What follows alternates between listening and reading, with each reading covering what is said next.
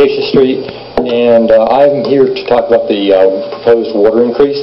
And essentially, I was also chairman of the UUT Oversight Committee for the current year, which expires, I think, term expires in June.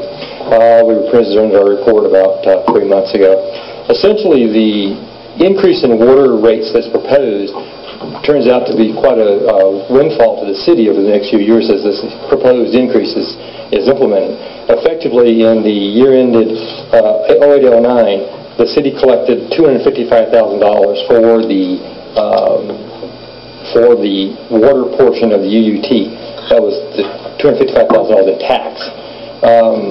If you go through the increase, the 40% increase over the next few years using the same usages, the increase winds up being a 75% increase in the tax, or $191,000 increase in the UUT collected, and which means $447,000 just from the water portion. Assuming the UUT rate goes to 12%, it would mean a $281,000 increase over the 08-09 year. And the increase is 110%. That's what that would represent. Assuming the rate goes to 12%, it would represent a total of net increase in just from this increase, the total UUT would go up by 15% in the same period. Unlike the UUT, there is no sunset in the water rate increase that you're proposing. And I'm just kind of curious, what does the city plan to do with the extra water revenues after the planned expenditures are completed in the next few years?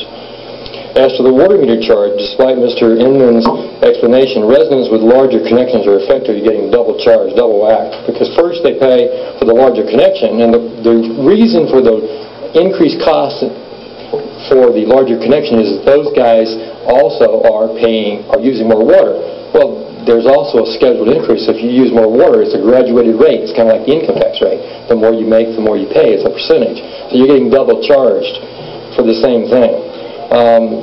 The next thing is, my comment is, what was the purpose of the consultant? It seemed to me that there was a budget developed watching this, and this is the amount of money you needed. Well, if that's what then there was this calculation done to try to average out how much money was needed to collect. Why not just back into the number, which is effectively what the consultant did. At least it seemed to me that's what he did.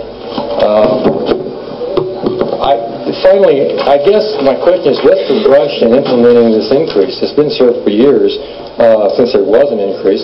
If you really want to consult the citizens, why not at least send them a postcard, let them vote, instead of this procedure where you have to send in a protest and no one really seems to know what the protest is what the form is supposed to take, how it's supposed to be implemented, or anything else. I mean, one person said that if you printed your name, it wasn't a legal protest. You had to sign your name. So there's a lot of miscommunication, it seems to me, in this whole process. You could get around it just by sending a postcard to these people, and if they send it back, fine. If you're not going to hold a vote. Mr. Hinton, 20 more seconds. The UUT is scheduled to begin decreasing in 2014. People tend to remember these kinds of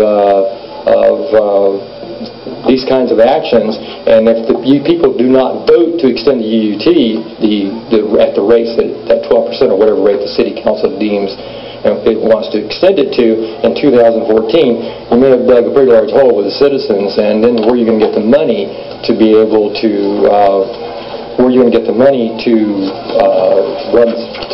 fund the increase in city services? Thank you very much.